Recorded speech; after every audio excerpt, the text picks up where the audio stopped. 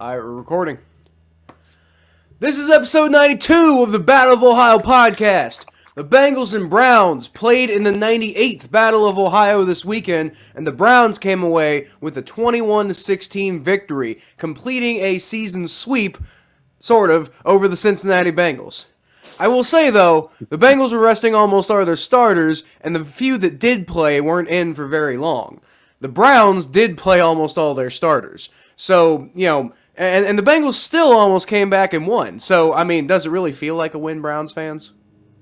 It's a win, but it feels like a loss. Exactly. See, there we go. That's what I was going with that. We should have lost with draft picks. The rest of y'all, Thomas, I like your answer. The rest of y'all Browns fans can answer while you're sitting on the couch this offseason. I mean, that's cool. I think a W. The Steelers got help from the Jaguars, of all fucking teams, and made it to the postseason this year. Because, of course they did. Of course the Steelers did. Now we have to have this entire offseason where everybody's going to be like, oh, Mike Tomlin, look at this amazing job he's doing. But they're still going to get smoked by the Chiefs in the wild card round because, why, Thomas? Because Pittsburgh still sucks. They play the Chiefs? Right. They play the Chiefs? They do play the Chiefs. Oh, yeah. Yeah. The Chiefs about to do what the Browns did to them last year. Welcome to the Battle of Ohio podcast, where we follow the revival of the historic rivalry between the Cincinnati Bengals and the Cleveland Browns.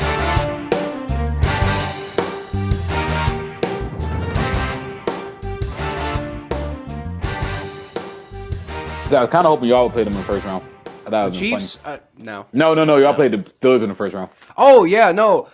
So a lot of Bengals fans were getting a lot of anxiety about the idea of potentially playing the Steelers in the first round, which, by the way, for that to have happened, we would have had to get the number 2 seed, and that wasn't happening. That wasn't happening. Like, it was almost a possibility, which we'll kind of get into, all that here in a little bit. It was almost a possibility, but, the Chiefs and Titans did not... The Chiefs and Titans almost lost, but neither of them ended up losing. So, I mean, best we could have done is number 3 seed. But we ended up getting to play the Raiders. So, I'm happy about that. Yeah, I will be too. I just wanted to happen because I wanted I just wanted you guys to end y'all streak just like we ended our streak on against the Steelers. Well, I'll tell you what, Thomas, we still have the opportunity to end a streak because have you ever heard of the curse of Bo Jackson? No. Okay, are you aware? You know Bo Jackson, his career was cut short due to injury, right? Yeah. You don't know Bo. You know who was the team who injured him? Wait, y'all injured Bo Jackson? Yeah. Y'all injured Bo Jackson? Yeah, that was who injured him? Yeah. Oh. And that was okay. So our last playoff victory was against the Houston Oilers, which that should tell you something right there. But our last playoff victory was against the Houston Oilers in 1991. The very next game was a playoff game that we lost, and that was the game that we injured Bo Jackson. And we haven't won a playoff game since that happened. Bo Jackson. Yeah. I mean, I wasn't around for it, but I'm not happy about it either. But that game actually predates me. That game actually predates me by almost about a year and 4 months. Oh, no wonder they say y'all curse. Yeah. So that's what I'm saying. The curse of Bo Jackson. So we do have the opportunity to finally end the curse against the Oakland Raiders. Well, the now Las Vegas Raiders this week. So it's just interesting how that's coming full circle. I don't want to root for y'all no more. But it was 31 years ago. It was some guy named Reggie, I think. It's still, whatever. All right, fine. It was sorry. His name was Kevin Walker. can't He believe went to West Milford High School, which I briefly thought, well, there's a high school around here called Milford High School, and my wife actually went to Milford High School, and so I was like, oh God, did he go to the same high school as my wife? But no, apparently it's some high school it's West Milford High School is a high school in New Jersey, apparently. Yeah, well, yeah. I I can't believe he injured Bo Jackson. What a douche. I was very upset when I found that out too. What a I was douche. like, no, that explains why the football gods hate us. Anyway, I still think I should win this weekend, but that's besides the point. Let's get into this game. This preseason game. Well, it was a post preseason game. It was a regular season exhibition game, is what it was, and it was only that, by the way, Thomas, because we rested all of our starters. What the hell were the Browns doing playing guys like Nick Chubb and Myles Garrett? I mean, if you want to win the game, that's fine. I'm just saying, like, if it's a meaningless game, why are you risking the health of dudes like that? I don't, it's crazy. I want to say this. I think it was it was. This is why I realized when I said this during the predictions. Like I was like, oh yeah, they're probably gonna win because Kevin Stefanski. And it's simply that Kevin Stefanski. Okay, here's the thing. I think Zach Taylor outcoached Kevin Stefanski. We almost won that game. Well, I mean, there was like a 14, maybe not 14 minute, I might be exaggerating a little bit, but there was a very long sequence where the refs were trying to determine whether we were covered an onside kick or not. And yeah, that was stupid. It wasn't entirely stupid because, like, the Browns player who I thought initially, I saw a Browns player go down and grab the ball, and I thought it was like, okay, well, we missed the onside kick. And that guy was one of the first ones to come up off the pile. So that's when I was thinking, oh, man, did we steal the ball away underneath the pile? No, I mean, but, like, I just thought that I thought Kevin Stefanski coached a great game considering the fact that Case Keenum's not that great of a quarterback. He might be better than Baker Mayfield right now, though. Yeah, when he's not hurt. Yeah, when he's not hurt. That's what I'm saying. Or when he is hurt. But the whole thing is that I just knew that Kevin Stefanski wasn't gonna go out with a loss because, like, he's on a hot seat, believe it or not. That's stupid. I know it is. He might not be on a hot seat with the organization, but he's on a hot seat with the city. So the city's like, oh, Kevin Stefanski, prove to us that you're a good coach. I thought he already did. Well, I mean, in Cleveland, you could be good and then you can just be bad again because people in Cleveland remember what you did wrong, but never remember what you do right. Yeah. Well, I will say this was kind of a weird game. Brandon Allen did not look good, but he also didn't look like super like catastrophically bad. Like he was really inaccurate all day, and that was, I think, my biggest note for the Bengals is, like, for the most part I felt like the Bengals played a pretty decent game with essentially like a roster composed of guys that we were fielding last year when we only won like how many games did we win last year? 4? Yeah, so I mean, like, we only won 4 games last year. It was basically because the whole year we were fielding guys like this, and then like a brand new, fresh rookie Joe Burrow for 11 of those games, and then it was Brandon Allen. So that's the team that we were trotting out this week. So I felt like, considering the circumstances, they played better than I expected them to. The Browns played, and then Brandon Allen.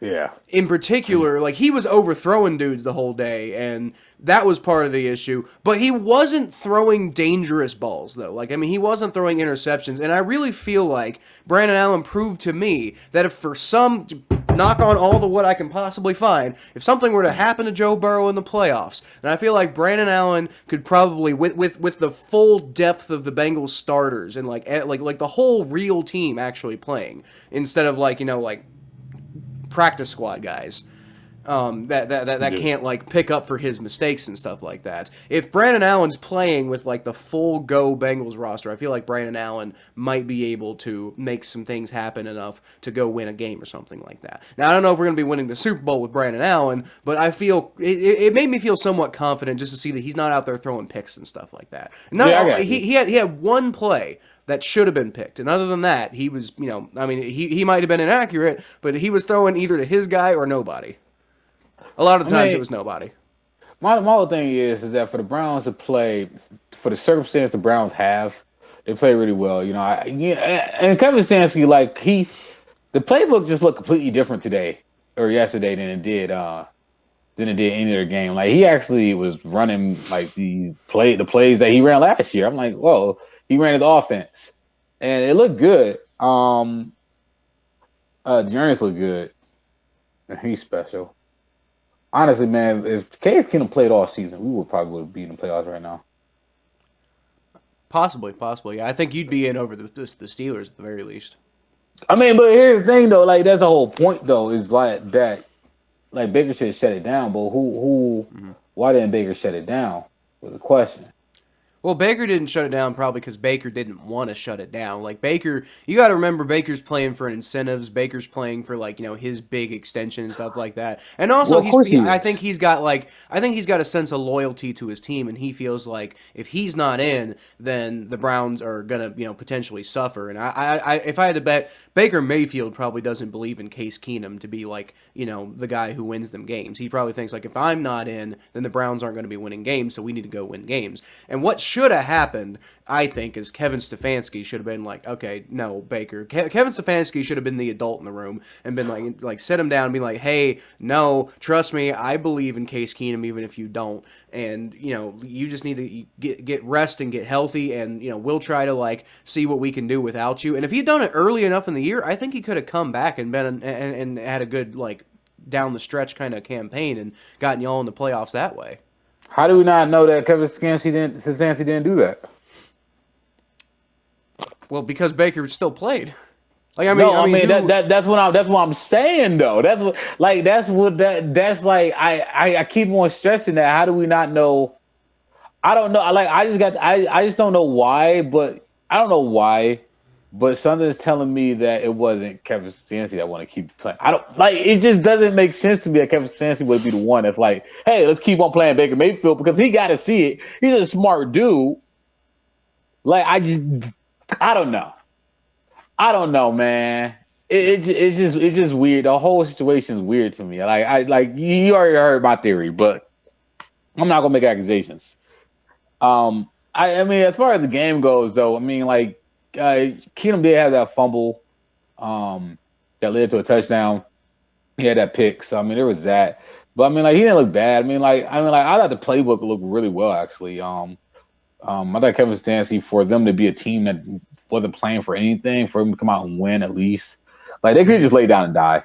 You gotta give them credit because I was expecting them to lose at first, but then I was like, well, it is Kevin, and. He coached well. But I'm with you, man. They should have just, could have, would have, should have, right? So my perspective on this game is I think both teams kind of more or less came away with a win this week. The Browns came away with the actual win. And then it don't matter to us. It don't matter to us. We want to do a win. We want to do a win. Now we're 8-9. Yeah, we're not in last place.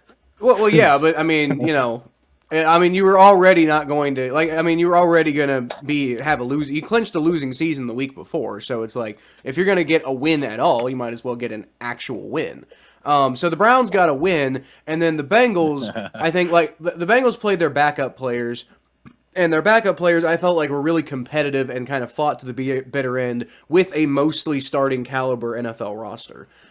So I feel the Bengals backup showed that, hopefully we don't have to play all of them all at once, but if we have to play one or two of them, we've got good depth, and that's, good going forward. And then on top of that, Thomas, if we had won this game, then the Bengals would have been the number 3 seed in the AFC. We lost, and we ended up as the number 4 seed in the AFC. And it's part of that's oh, well, you get one more team that you can play, and if you play them, then you get home field advantage over them. But importantly, the first round of the playoffs, winning this game meant we would have played the New England Patriots in the first round.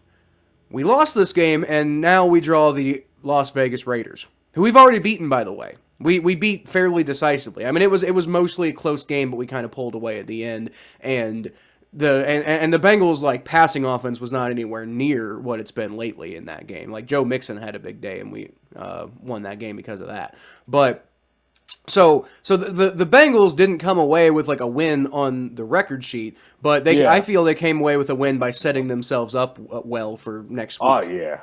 Because next week is the game that matters. Patriots. Y'all want to play Patriots in the first round.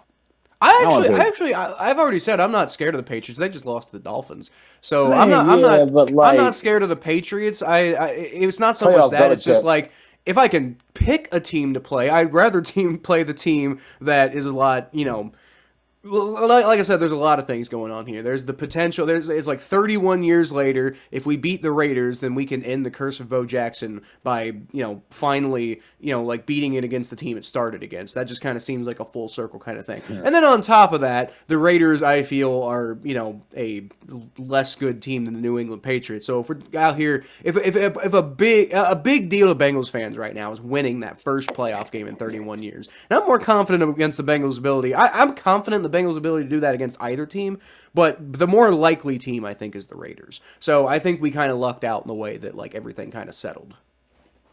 Case Keenum missed that easy slant for a touchdown, fourth down to Jarvis, not Jarvis, Dominic Blue-Jones. I think Nick Mola is better than Case Keenum.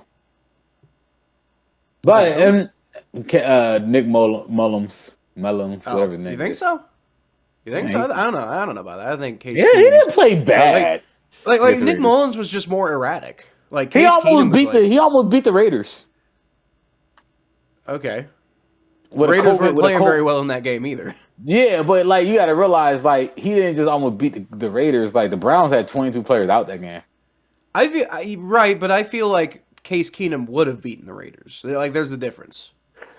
I think the problem. I don't think the problem just was the fact that we lost. It was the fact that we had 22 players out that game. We had nobody in that game. No, that is fair. Y'all got kind of screwed in that game.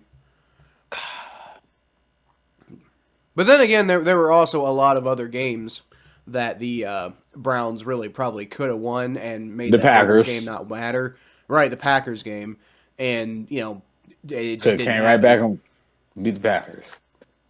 Yeah, I mean just. Now here's the thing. If y'all beat the Packers, then this Bengals-Browns game in Week 18 has a completely different complexion. I mean, maybe y'all do to us again what you did to us back in Week, what was it, like 7 or 8 or something like that? Yeah.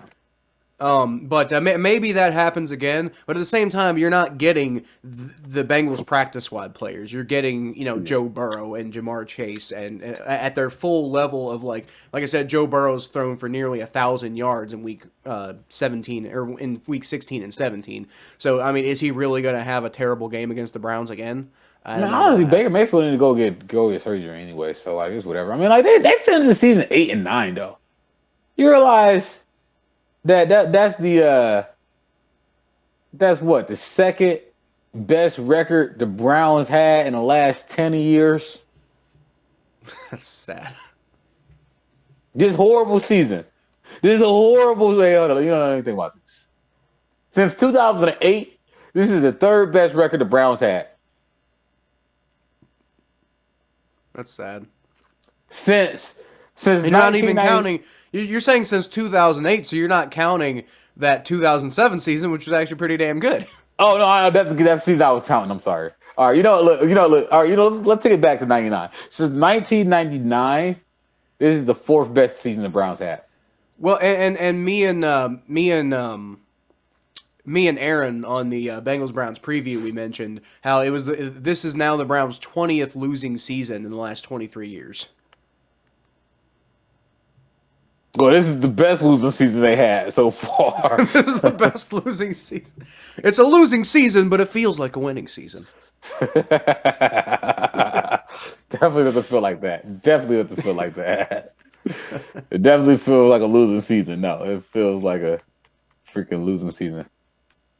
It definitely is. By the way, are we going to talk about that Ian Rappaport report? What did Ian Rappaport say? Didn't you send it to me about him? Baker Mayfield? the one that I sent to you that Baker Mayfield, that the Browns are planning on keeping Baker Mayfield. Yeah. Well, that seems to be the direction they're going. Now it's still up to Baker Mayfield, but I think the Browns' mentality is we want to keep Baker Mayfield. I want him to stay. it's just getting bad. Like the drama's getting bad. People are sending this man death threats. Like, like this is next level. And the way the local media is attacking Baker Mayfield right now, like it is just, I don't know. I don't know. Like I hear Ian Rappaport. I hear the Browns organization. I hear it, but I know, like I know this city. I know how this goes. This is how August started. The city starts, riling up the pitchforks and the fires and the flame. And next thing you know, the national. And one thing that gets me about the Cleveland Browns media, and they go like, "Oh, they say that we're tough on our fans and everything, but we're not as bad as New York or LA." And I just say not. I mean, I don't know. Obviously I'm not in those markets. I'm not in those cities. But I can tell you one thing about Cleveland. Everybody in Cleveland lives and dies sports. So everybody in Cleveland is caught up in this Baker Mayfield drama. So it's not like Baker Mayfield go to the convenience store and somebody not know who he is because they don't watch football. Everybody in Cleveland know who the fuck Baker Mayfield is. And everybody knows the drama that's going on. Everybody like, yo, why didn't you surgery? Like how do you? So it's on another level right now. And I really want him to return and be the starter next year, but I just don't think my gut feeling is telling me I don't think he's going to be a Brown next year. I hope I'm wrong. Really, yeah. I mean, obviously, I don't want, like, the Bengals to have more competition, but just from an objective point of view, I do think that Baker Mayfield is the best option for the Cleveland Browns. Me too. Ideally long term, but at the very least next year. Like, at the very least, you already have him under contract for the caliber of quarterback that he can be. The amount that you're paying him on a 5th-year option is, a pretty decent bargain. There's nobody in the draft who's really going to be, help you this year. And there's really nobody in the draft who's really all that exciting long term. I mean, I think it's better than like the 2013 draft that had like E.J. Manuel and Geno Smith and stuff like that. But I mean, it's still not exactly an inspiring draft class for quarterbacks. So I mean, like you've said it before on the podcast. If you get Aaron Rodgers, that's great. If you get Russell Wilson, that's great. If Deshaun Watson's charges all get dropped and it turns out it was all just made up and he's actually just this great swell guy, and you have the opportunity to go get him, then that's great. But barring something insane like that happening, I don't know why they would do that. I don't know why like any of those quarterbacks would want to come to Cleveland right now, considering all the drama and considering all the the missed expectations this year and everything like that. It doesn't seem like the kind of place that like a top quarterback like that would want to go. Exactly. Because the Browns aren't a good organization right now. Mm-hmm. Exactly. It's so like right now I'm gonna be on edge all offseason, to be honest with you. Gonna be an interesting offseason. The Bengals offseason does not start for at least another week and hopefully longer than that. We get to play the Raiders this week. And going forward, is probably if we beat the Raiders this week, we're probably gonna have to play the Titans next week, and then the AFC Championship could be anything. If I had to bet, probably the Chiefs, right? Like the Chiefs are probably gonna get through. I mean, they're gonna get through the Steelers. I mean, like, come on. And then I don't know if there's anybody in the AFC right now who I think would beat them in the round after that. I mean, like maybe the Patriots. And then wouldn't that be awesome if the Bengals got to host an AFC Championship? That'd be pretty great. swell. That'd be great. That'd be cool. I believe was the Freezer Bowl the AFC Championship? I believe it was. So it wouldn't be the first AFC Championship we've ever hosted.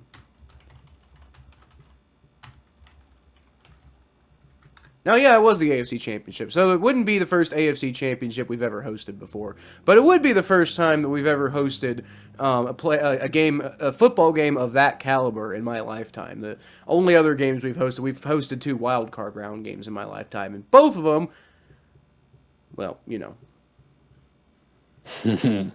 Well, I think I'm gonna have some good luck this year. Really count on y'all. Joe Burrow, if I do his thing, it's gonna be a good little Saturday in Cincinnati. It's going down in the jungle. It's gonna be fun. I already got my tickets lined up, and I mean, I didn't call off work. I gave them plenty of notice, but I did tell them I'm not coming in. So I was like, hey guys, I'm gonna give you all like 3 weeks notice, so I'm not the bad guy here. But I'm not coming in on that. There ain't no way I'm coming in for this. Yeah, there ain't no way I'm coming in for this. Right. I mean, because the last time I had the opportunity to go to a Bengals playoff game was in 2005, and I just need to wash the taste out of my mouth of that one. Wow. Been a long time. Wow. Man, I wish the Browns was in playoffs. I kind of do too. Because that would make this podcast so much fun, right? Like, I mean, not that this podcast isn't fun in general, but like, I mean, if both the Bengals and the Browns are playing playoff football, I mean, like, you want to talk about having like a real sense of purpose in this podcast, and being able to like fight all the way to, not the bitter end, because both teams can't make the Super Bowl, but maybe the Bengals and Browns in the AFC Championship, that'd be something else. I mean, the Browns just got to fix a few things here. It's not like they're like there's like a whole bunch of holes in this team. They've had, honestly, for sure. You just get a healthy quarterback. Well, and that's the thing. I mean, if Baker Mayfield can come back next year and be healthy, maybe go. I think the Browns have a wide receiver problem now. Yeah, they do. They definitely do. They got to get one out the draft. Top quality wide receiver. Yeah. I mean, there's a couple of things here and there, but I mean that's the thing about the Browns is they still.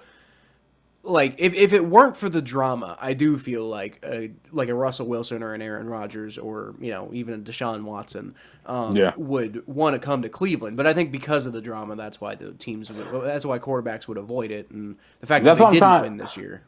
That's what I'm trying to tell. That's what I'm trying to be telling, like our fans is like, y'all got to realize that this is there's something more. There's something bigger here going on than just a quarterback. You got to realize this is organizational. And I don't think people are ready to have that conversation. The other thing is, besides the drama, besides all the organizational stuff, I don't know. Honestly, the other thing is they said Joe Antonio said in the interview today on 92.3 The Fan. No, he said in just an interview. It was a press conference interview. It was, and he said that we just did not close out games. That's the biggest thing. How many close games we lost? Like, we didn't close them out. We have teams that we were within moments of beating, and we were able to lead, or we didn't come back and win it when we had the chance to win it. So we got to come back. We got to win those games.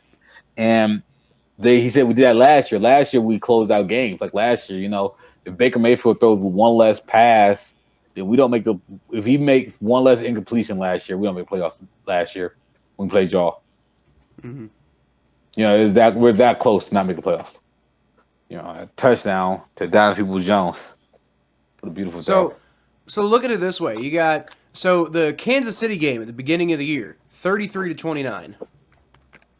Should have won that game. I mean, right. That's the thing. I mean, that game was so close. It came down to the bitter end, and I believe actually the Browns were winning that game to the fourth quarter, right? Yep. Yeah, the Browns were winning that game, and then they had a turnover on downs. Kansas City took the lead on the next drive, and Baker Mayfield threw an interception at the end of the game. But they came so damn close to winning that game. And so I mean there's a win. You got the Chargers game where I mean that was a 5-point game, and I mean the defense couldn't stop a runny nose, but they I mean if you stop Justin Herbert like at all in that game, the Browns win that game. You know, that was entirely a fault of the defense. And Yeah. I believe some people were like, "Oh, Baker Mayfield didn't do quite enough." I can't remember, Yeah. but I feel can't like I believe remember they. people saying Baker Mayfield didn't do enough on the final drive or something. And it's like, Yeah, they shut up. gave Baker Mayfield so much. I remember that game. They gave Baker Mayfield so much crap that game, and he had a really good game, and that was like the second game after he hurt his shoulder. He had Right. like 321 yards, 2 touchdowns, memory served. He had like no turnovers or anything. He was like the first quarterback in a while to have that many pass attempts, that many yards, and no turnover. It was a great game. And then that's just the example of how good he was. And this was wild. This is when he first injured the shoulder. But I think the production went down after the Cardinals game. That's when you see the production really dip, because that's when he really freaking injured that shoulder to the point where you're just like, ooh, Baker, now you need to sit out. That's when the fracture. I think that's when the fracture happened, the cleat tear happened. That's probably when he should have shut it down, actually. When he started wearing a harness. Yeah. Right. Then you had the Raiders game. Y'all lost by 2 points, and you were winning until the final bitter moments, and it was looking like you had him stopped, and then don't remind Derek me Carr to there. Foster Moreau. Don't remind me over there. Yeah. Don't remind me over there. Then you got. I mean, you know all about the Browns Packers game. I didn't even watch that game, but that one was a close one. And then They should have won that. I feel like even though the score doesn't necessarily indicate it, I feel like the Browns had an opportunity to come back there against the Steelers in Ben Roethlisberger's final home game. Oh, you talking about Monday? Last Monday. Last Monday. I mean, it was bad for most of the game, and then they kind of came back at the end, but then they couldn't stop them on defense, and even though they had been doing it the entire half, but then just like Ben Roethlisberger just turned it on in the last fucking second. I don't think they had any inspiration. I think they were deflated that game. Yeah. I think they mentally lost that game. I really do think if the circumstances were different, you might have seen a different result that game. Right. Yeah. So you got. I mean, even if you're taking the Steelers game out of it, because the Browns are already eliminated from contention when they played that game. Even if you're taking that out of it, that's still 4 games there that the Browns had an opportunity to win at the very end, and they just couldn't get it done. So I mean, suddenly that 8-9 record that the Browns finished with, suddenly that becomes what would that be, 12-5, and that was actually my prediction for the Browns. When we did our predictions during the schedule release live stream. Yeah. So it's like the potential was there, and I went over this with the Steelers too. The potential for them to go 4-13 was there, but they actually did close things out, and they actually did, like when they got those breaks, like the Steelers always do. It's like I talk about the Steelers getting breaks all the time, and I feel like that's a real thing. But at the same time, I've seen so many times in my life the Bengals have gotten breaks and then just like squander them. The Steelers, for whatever reason, whenever the Steelers do get breaks, they don't squander them.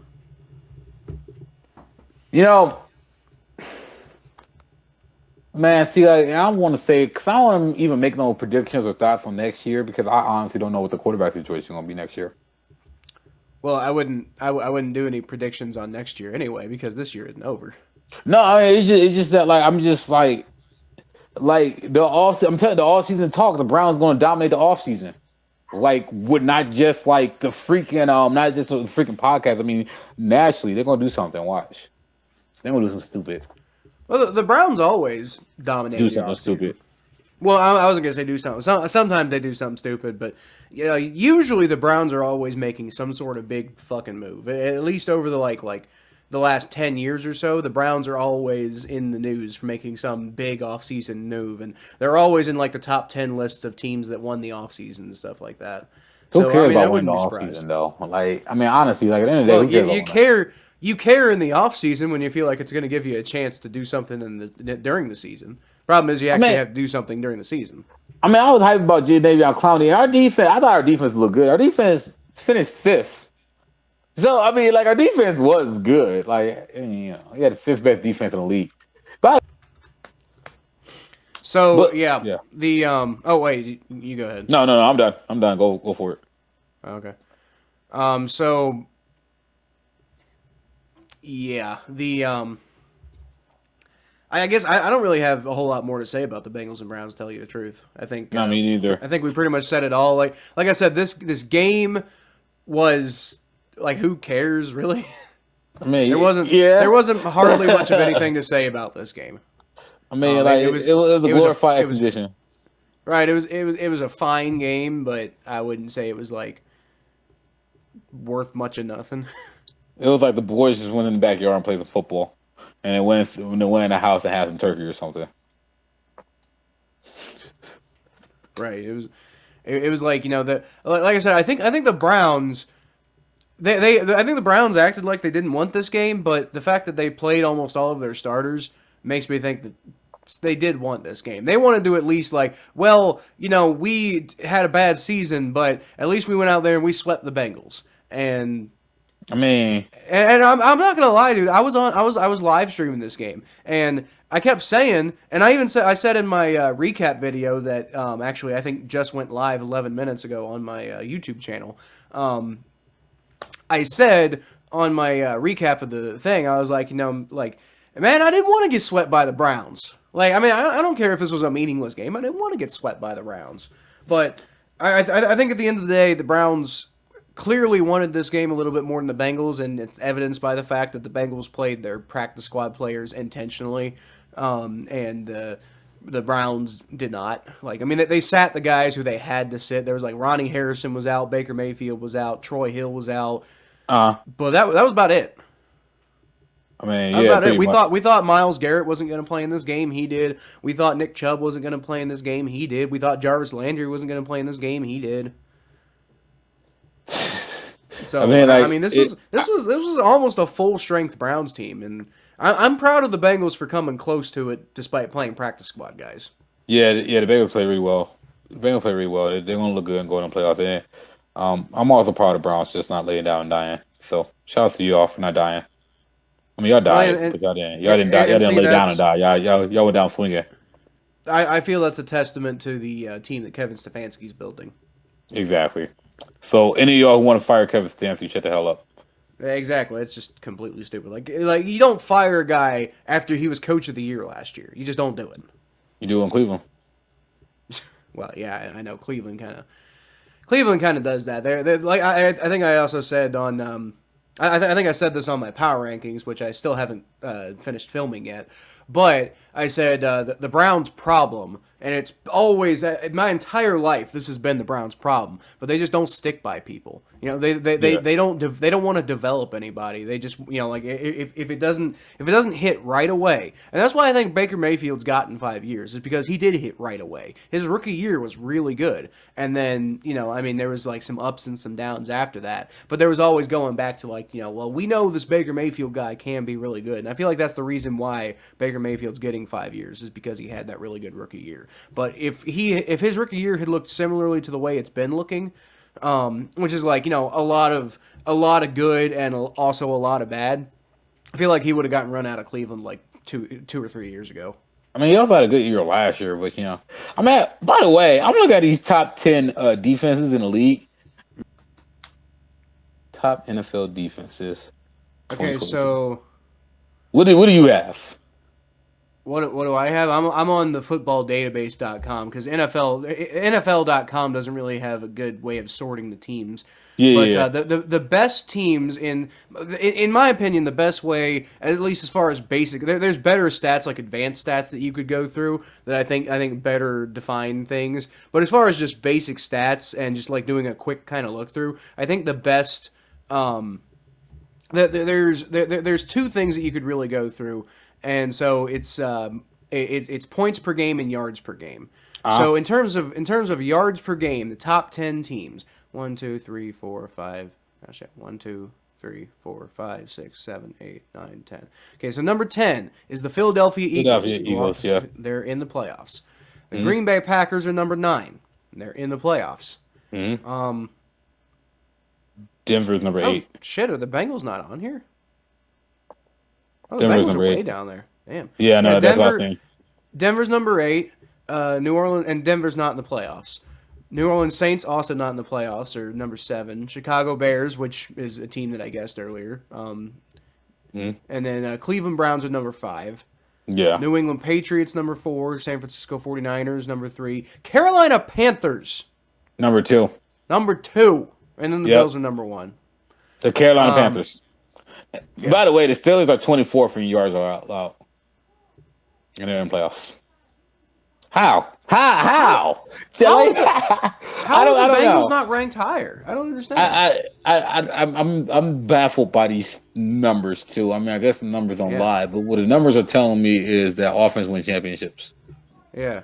Hey guys, I need to take a second to tell you about NordVPN real quick.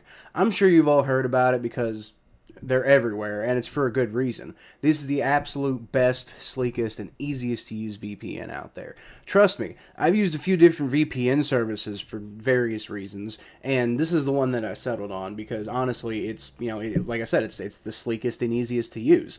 It takes 10 seconds to just, go get it set up, get connected, and get yourself on a new server somewhere around the world. And then you have access to all of these regionally blocked things. And in addition to that, I personally get a little weirded out by everyone with the basic knowledge of systems and hacking having access to my information. So it's really nice to have, a kind of a buffer between that too. There's also a wide world of regionally blocked content out there that's, the only reason you're not able to access it is because you live in a certain country where this stuff isn't available. So one service I really like is called NFL Game Pass International. It's meant for the international community. It's not available in the United States. But if you're a United States citizen and you use NordVPN to go connect to, I usually use the Ireland or the Brazil server, and, suddenly I'm connected and I'm able to watch all these games. You can use basically any country where the service is actually available.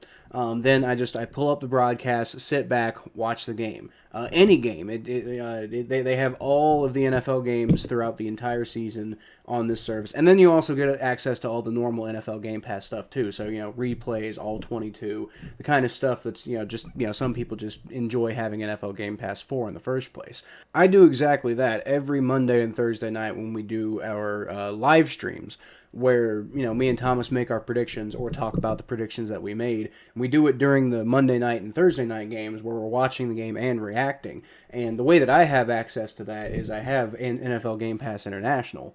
So I'll tell you what I'm going to do, guys. I'm going to leave a link down below in the description. And if you go click that link, it'll take you to NordVPN's website, and it'll automatically get you 69% off your first 3 months for free.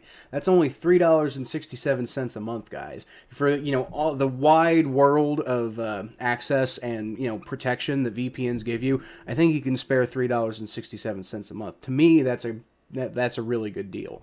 And not only, if you go do that, it helps support our channel, and like I said, helps you guys get access to the best VPN network out there.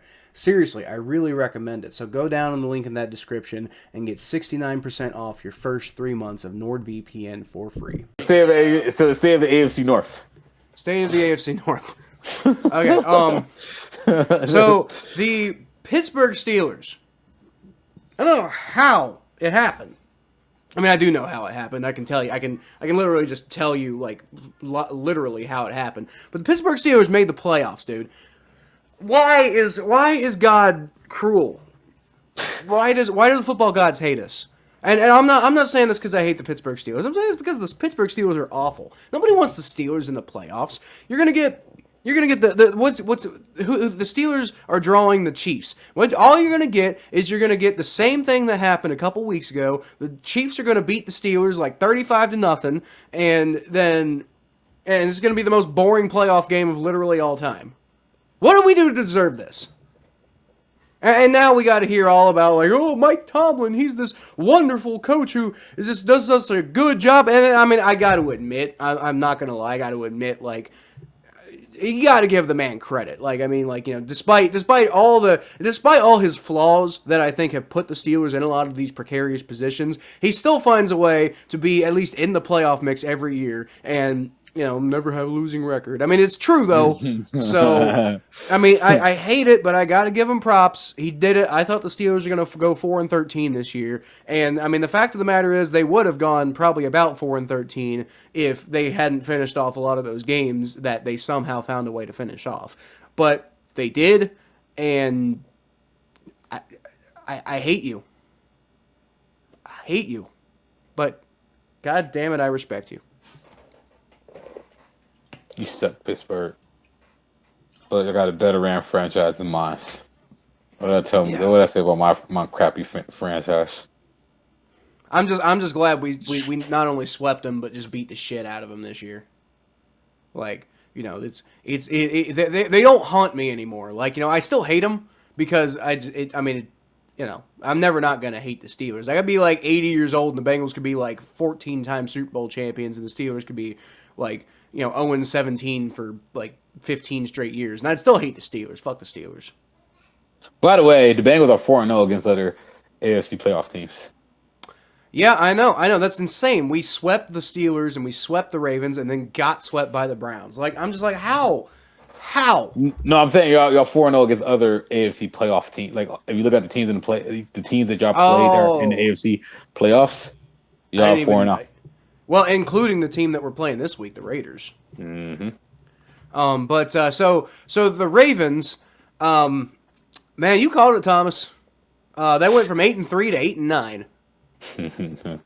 Like, I mean, now, granted, in fairness, part of that is because they had some injury issues and some COVID issues, but part of that's also the fact that Lamar Jackson just like played really badly at times.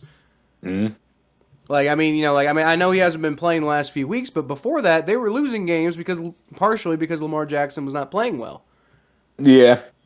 I mean, like, I just want to take the victory lap on that one. Like, I'm not gonna take a naked lap around my house. I'm joking. I'm not. But I got time for that. I got I'll just take the clothes off and just go running around. This is a sprint. I can run fast. but no. All jokes aside, I'm not trying to catch a case.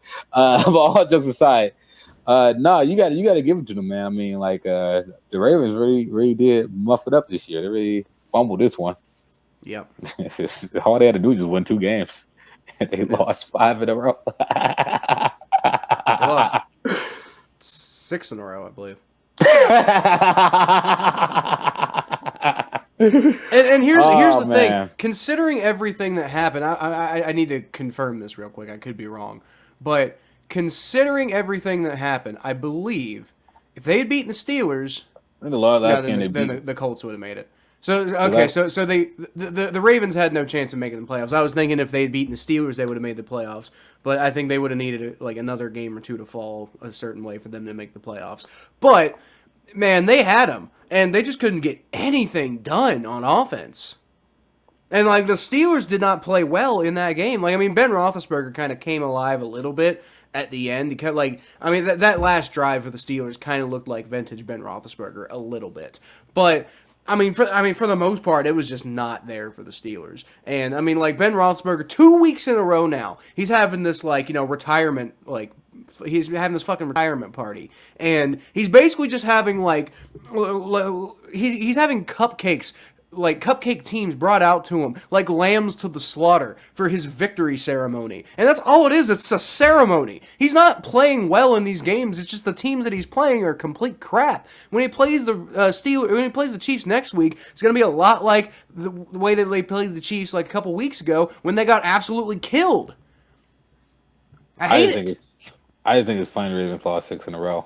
Yo, it is funny the Ravens lost 6 in a row. Because I would rather the Steelers lost 6 in a row, personally. I just think, well, no, cause I literally was like, I don't think the Ravens. I was like, yo, I'm just looking at the schedule, and I don't think the Ravens are gonna win another game for the rest of the season.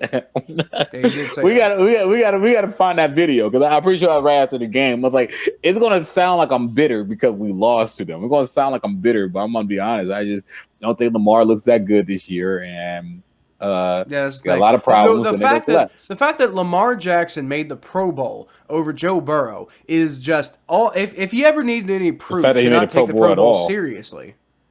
Huh? The fact that he made the Pro Bowl at all. Well, Well, right, but also the fact that he made it over Joe Burrow. If you needed any excuse to not take the Pro Bowl seriously, which by now you should probably not be taking it seriously anyway, but if you needed an excuse, there's it right there. Like Lamar Jackson in the Pro Bowl. Are you joking? Especially over Joe Burrow. Are you kidding me? How come he's not? How come Lamar Jackson ain't getting no heat for his horrible season? Because nobody wants to do that because like everybody's like scared to criticize the running quarterback and and because like Lamar Jackson fans are so rabid that if you say anything negative about him, they'll just tear you down with like without a second thought, and like you don't even get a chance to respond. Lamar Jackson fans are relentless, dude. But here's the thing though about sports, and here's the thing I love about sports, is that results always shine. That's why I'm so like about Baker. That's why I'm like so like gun ho about Baker Mayfield, because I know if Baker Mayfield leave the Browns, he's gonna find himself in a really good situation, and he's gonna look like I know for a fact if he leaves the Browns, he's gonna find himself in a really good situation. And I hear all the argument I know for a fact if this man leaves the Browns, he go to Denver, he could go to Indianapolis, or he could go to New Orleans like right now and just become like a threat. I guess my only argument against that is like, is that necessarily a bad thing? Because like, I mean, if the Browns are not a place for him to thrive, and I think the Browns are, the Browns need to keep him around and stuff like that. But if the Browns aren't the right place for him to thrive, then the Browns are really just kind of like they're hurting themselves and they're hurting Baker Mayfield by not moving on and trying to find something else. You might got a point there. You might got a really good point. I thought about that too. That maybe the drama and dysfunction I got to a point where it won't be successful here because this drama is going to be going on. I think this is the tip of the iceberg of this drama, because like when these stories start coming out of what happened during the season, the drama is going to get worse. Mm-hmm. But going back to Lamar Jackson, we're done ripping on Baker Mayfield. We got to rip on Lamar Jackson. Lamar Jackson, my whole point is that Lamar Jackson, he wasn't hurt. He didn't play while he was hurt. And when he played when he wasn't hurt, he looked bad. And he continues to regress. He regressed this season from last season. He regressed last season from the season before. This is a pattern that we're seeing from defenses are figuring him out. People are catching up to him. People are figuring out ways to defend him. And he hasn't really created a pocket presence yet. And I think that's the biggest thing. And until he does that, he would not be a consistent quarterback. So, I mean, like, when are we going to start having a Lamar Jackson conversation? Because what's going to happen is that they're going to start losing. They're going to be like, oh, Lamar Jackson's so sweet. Like, yeah, but y'all losing all these games. So, I mean, that's the thing. And they didn't really take that much of a step back with Tyler Huntley. That's the other thing. At the end of the day, that's 2 straight years. They got the same record, the Cleveland Browns. Right. And guess what? Lamar Jackson has just as many playoff wins as Baker Mayfield. Right. Kind of my point with both of them. So I mean, like, numbers don't lie, right? Right. Numbers don't lie. Right. I mean, they can sometimes, but not in this situation. I think Lamar Jackson. I honestly do think like long term. I don't think Lamar Jackson is going to be. I think he's going to start to get exposed. Well, his style of play isn't sustainable for a long period of time. That's the thing about like quarterbacks of that style. It's like, yes, they're really explosive, and it's impossible. You can build a really good team around them for a window of time. But once that window of time is passed, then there's not really much left there. Look at Michael Vick. Look at Michael Vick. I mean, he was tearing the league a new asshole. When he was like first with the Falcons, and then like I know he went to prison and he took some time off, but he's still Michael Vick. And then he went to the Eagles and he went to the Jets and the Steelers, and he just never looked. I mean, he kind of briefly looked like the same player with the Eagles, but it just never yielded the same type of results. And he had that one season. I know he took a big bit of time off in the middle there, but I mean, it's honestly. That was just what closed the window. That still would have happened eventually. It's because that No. style of play is so erratic and it's so like degenerative. And then what's gonna happen is that yeah, I mean those little medicine balls to Mark Andrews are gonna stop falling, and then those picks are gonna start piling up. I mean, it's just a matter of time. Like you said, he's fun, he's athletic, he's fun to watch and everything, but like how sustainable is it? Right. So we'll see. Yep. But I think that is going to do it for this episode of the Battle of Ohio podcast, guys. So thank you so much for watching. This is let's see. I don't even know what our schedule is now. I think are we still doing 2 episodes a week after this? Because we still got Bengals stuff to talk about, but for the Browns it's the off season. So I don't know. What do you want? You want to just do like a general like playoff overview for the next couple of weeks, and then after the Super Bowl, then we'll just go back to 1 episode a week. I'm down for that. All right. Well, just go ahead and check that out then, guys. So you can always find more of what I do at Kyle Phelps92 on Twitter, Facebook.com/The Phelps, my Bengals coverage at ATBnetwork.com/Cincinnati Bengals, and my YouTube channel, which is just Kyle Phelps. Thomas is over here, and you can find him at T_star94 at on Twitter and Instagram, and the Thomas J Network, which is on YouTube and TikTok. Yep. I think I finally got used to this. I just point the opposite direction. Yeah. You see, yeah. Yeah. Well, see, that's the thing. I keep forgetting which is the opposite direction. That's the problem. Why do you give me so much pain? I just kind of guess. Why do you give me so much pain?